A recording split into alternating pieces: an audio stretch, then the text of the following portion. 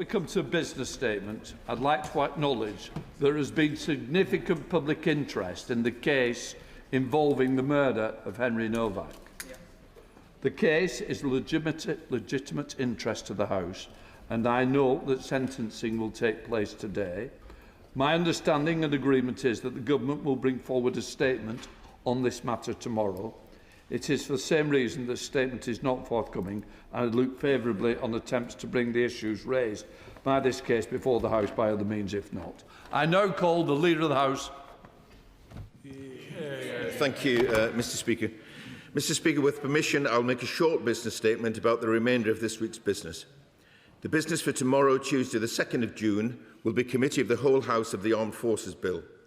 The business for Wednesday the 3rd of June will be a general debate on the Government's response to the humble address on the appointment of Lord Mandelson.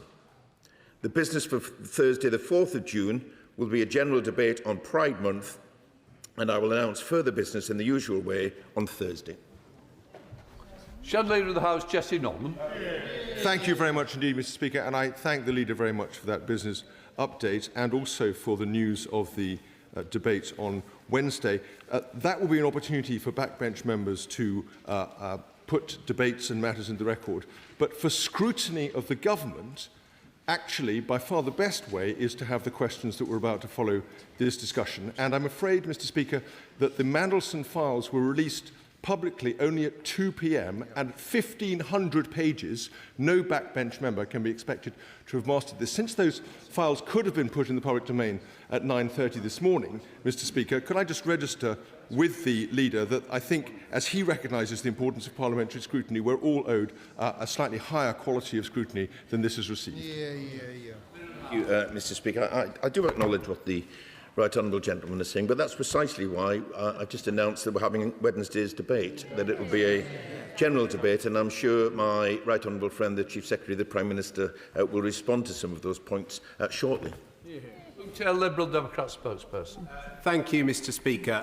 I rise only really to pass on the frustrations from these benches and from my residents that the important legislation planned for Wednesday will now be delayed, and that the incredibly important improvements to rail services that our residents are calling out for will be further delayed again. Parkinson's law suggested that work expands to fill the space available for its completion. Can I suggest Mandelson's law, which is when you're appointing to your government, his scandals will expand to fill the time available for their discussion. Can I ask the Minister whether he agrees that this scandal will be the defining legacy of the Starmer Premiership and shows clearly how the change and service agenda promised after the scandal and sleaze of the last Tory government were as empty words as suggesting that proper process was followed in his appointment? Mr Speaker, I'm not going to respond to those empty words. I am going to say that I expect to announce the rescheduling of remaining stages of the Railways Bill in my statement on Thursday, and I anticipate that the House will be able to consider that stage of the bill during next week's business. We now come to statement. Secretary Darren Jones. With permission, Mr Speaker, I would like to update the House on the Government's response to the humble address of the 4th of February. Before I do, I think it's important for all of us to reflect again on the impact that this debate will have on the victims of Jeffrey Epstein. Members across the House will be aware of the truly horrific crimes he committed against countless women and girls, and we hold them in our thoughts when discussing these issues again today. Mr Speaker, the Government has today laid the second tranche of documents. These were laid before the House in advance of this statement and are now on gov.uk for the public to see. The documents we are publishing today are one of the largest government publications ever laid before this House. This disclosure process has been wide-ranging, costing the Cabinet Office alone over £1 million. As the House knows, this was an official-led process, with judgments made by senior officials, and I am grateful for the careful work they have undertaken right up until today's publication. Whilst the first tranche dealt with Peter Mandelson's appointment, withdrawal and severance, this second tranche responds to the parts of the motion which requested communications and documents concerning his appointment and vetting, as well as messages between Peter Mandelson and ministers, special advisers and civil servants in the month prior to and throughout the duration of his appointment. Mr. Speaker, I recognise that the House will need sufficient time to review today's tranche in full, given the size of the publication. As we have just heard from the Leader of the House, that is why I have secured government time on Wednesday for a subsequent general debate, so that there is an opportunity for members to ask further questions after today's statement. To inform that debate and for clarity and accountability, I draw the House's attention to the methodology set out in the publication today. This explains in detail how the government undertook the disclosure process. I will not repeat that in full here today, Mr. Speaker, but I will make reference to a number of areas that I know the House has expressed an interest in previously. First, on redactions. In line with the motion, over 300 individual documents were referred under a process agreed between the Government and the Intelligence and Security Committee. I can confirm that no material has been redacted on the grounds of prejudice to national security or international relations without the committee's approval. For clarity, all redacted material agreed with the ISC is labelled in the bundles today with 3 asterisks. Outside of this arrangement, this process does not change the important and well-established constitutional principle that national security and international relations judgments are ultimately for the government. I once again express my thanks to the Intelligence and Security Committee for their engagement in this process. Further limited redactions have been made outside of the ISC process in respect of information that relates to junior officials' names, contact details like telephone numbers and email addresses, the personal or commercially sensitive data of third parties not relevant to the motion, and where relevant, legal professional privilege. I would also like to confirm that no reductions have been made to references to Global Council, other than to protect the identity of individuals who worked there and are not themselves public figures. Officials have sought to be transparent in the material where the individual is a Global Council employee. No redactions have been made to references to Palantir and Anduril outside of the scope of the existing ISC redactions process, and no clear references to current or former UK politicians have been redacted on the basis of their being third parties. I can also confirm to the House that no government minister or special advisor has determined any of the redactions themselves. The redaction process has been overseen by Cabinet Office officials and, where relevant, in agreement with the ISC.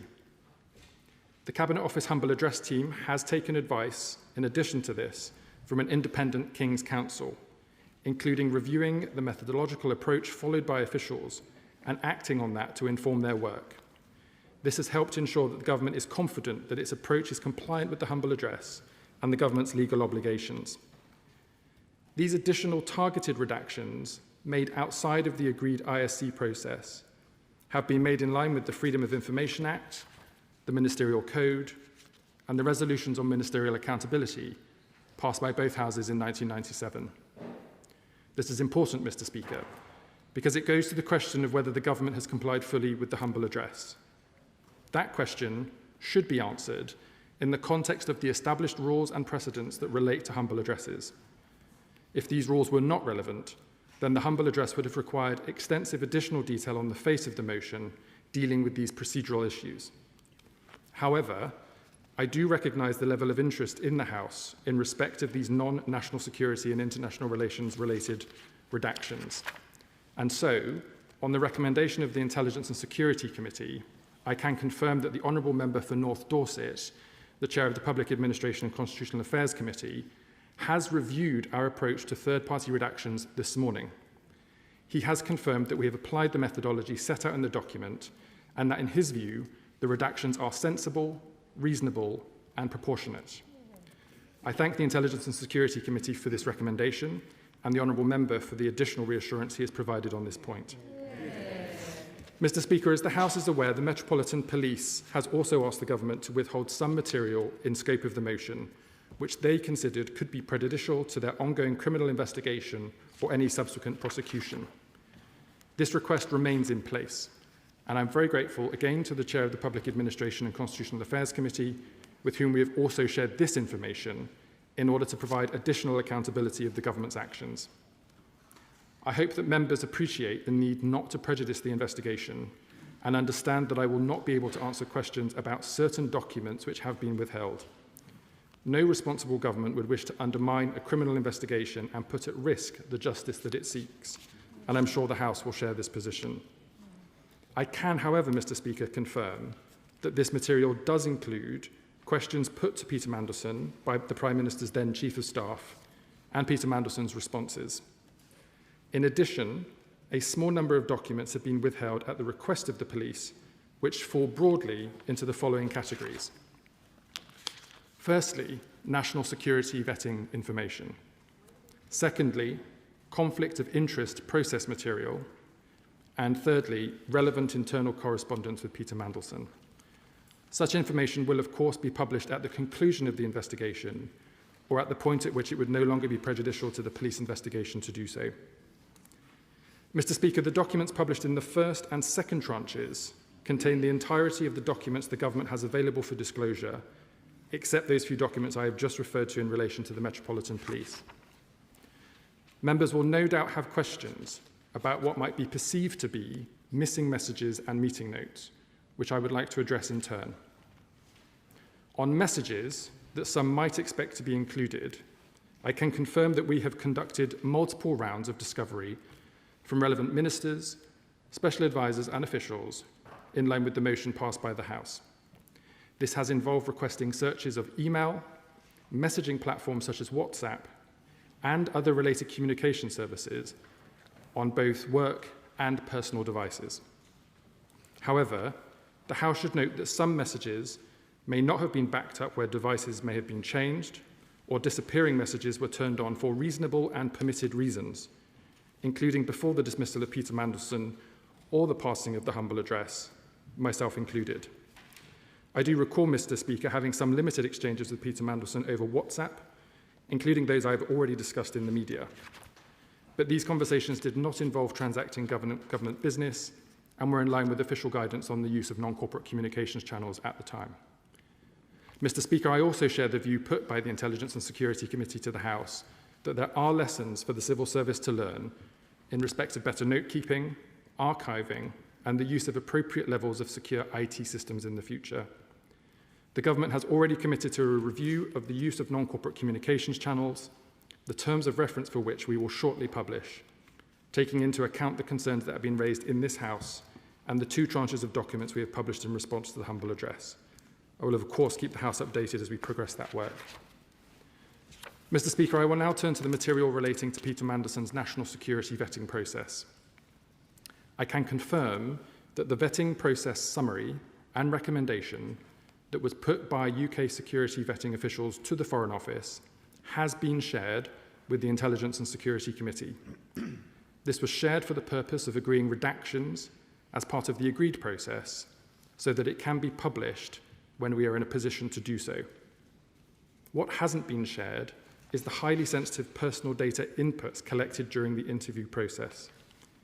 These could, for example, relate to how much money an individual might have in a particular account or who a person may have had a personal relationship with in the past.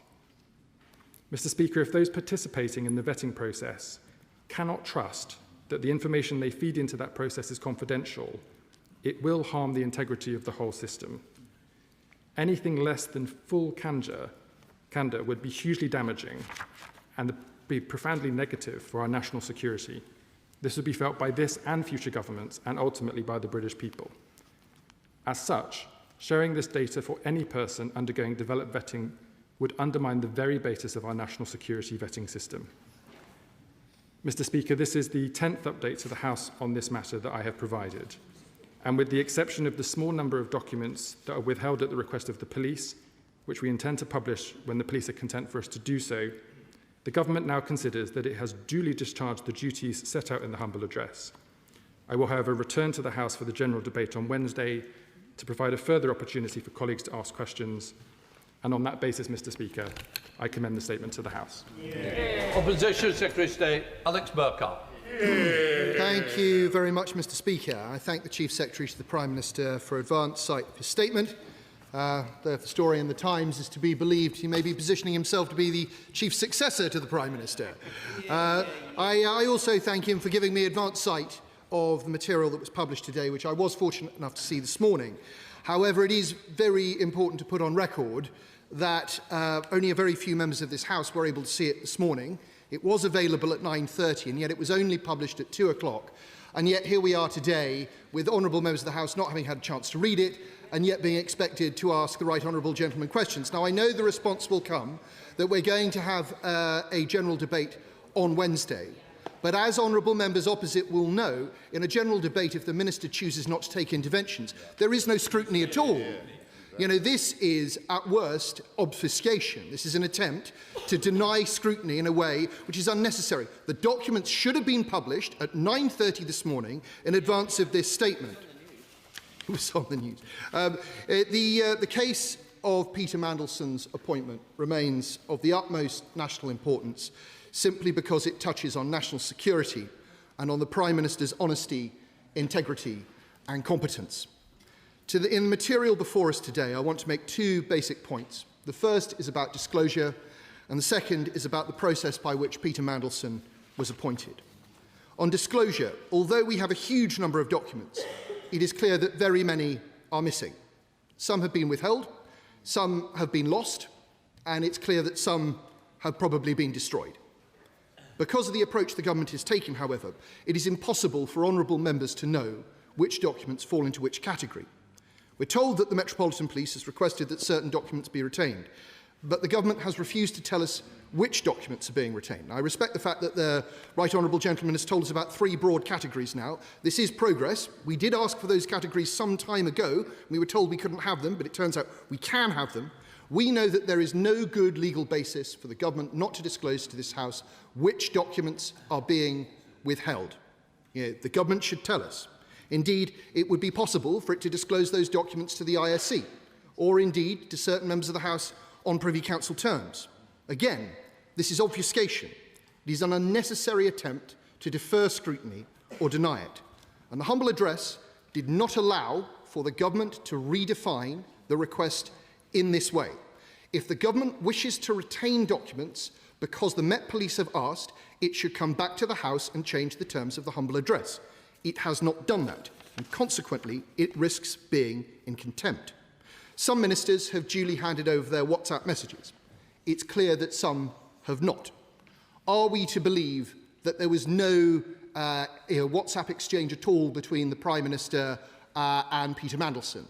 We know that there were, because it's been reported in the press, and yet those messages, the messages that were reported in the press do not appear in the release today. It's clear that some messages have gone missing. It is also the case that in all of these documents, the Prime Minister's presence is almost non-existent. Almost non-existent. Despite the fact that he was appointing a man to be head of our most senior mission, we have almost nothing in his name. It is as though somehow he appointed Peter Mandelson as ambassador without leaving any documentary trace of that decision at all. It really beggars belief, Mr. Speaker. We take for example, the Secretary of State for DCIT, well known to be a friend and ally of Mandelson. He appears to have submitted a nil return on his WhatsApp messages. I hope that the honourable gentleman will tell us why. Was it that there were never any messages? This seems unlikely. Was it that those messages have been deleted? The House has a right to know. The House has a right to know, in each case, whether information has gone missing or whether it has not been handed over. We know that Peter Mandelson has refused to hand over his phone. It's in the document. But we know that he was asked to give over his phone on the 31st of March, sometime after the humble address. He's declined to do so, and this is just simply not acceptable that the government should allow this to pass without some sort of pushback. The government has, within its power, the opportunity to take legal action to recover the exit payment it gave to Peter Mandelson if he is not playing ball with the humble address. There's then the matter of redactions. Acres and acres of white space. Constellation of asterisks. Perhaps all too appropriate for a Labour document, Mr. Speaker. It is clear from the reports in the press that the ISC has had serious concerns about the redaction process. I listened to what the right honourable gentleman said, and I will listen with interest to what members of the committee say in a moment. There are a huge number of redactions under the heading third party. On what grounds have these redactions been made? For example, on page 251 of volume 3, Mandelson refers to someone who is currently staying with him in government property. This name is redacted. Why has it been redacted? why can the House not be told who was staying in government property with the ambassador? On the national security vetting material, it seems, once again, that the government is happier to provide The Guardian with more information than it is prepared to provide to Parliament. Preparation of the security document for publication appeared in recess, leaked by someone in government who was familiar with it. And then we've seen that The Guardian has achieved from multiple sources that there were concerns raised by the vetting agency about Peter Mandelson's foreign contacts with a Chinese minister, with Oleg Deripaska, with Tamer Heyman, and so on.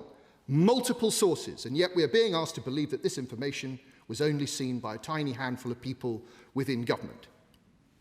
Someone, somewhere, is not being frank with us. Now, if we had time, Mr. Speaker, and we will have time on Wednesday, we could talk about the concerning information about Chagos here. We could talk about the fact that Peter Mandelson, after he had been appointed, asked whether he could do paid work in Shanghai, on a private basis. We could talk about the fact that Peter Mandelson wrote to the then Foreign Secretary saying, if you were indeed minded to appoint me, I would make sure you never regret it.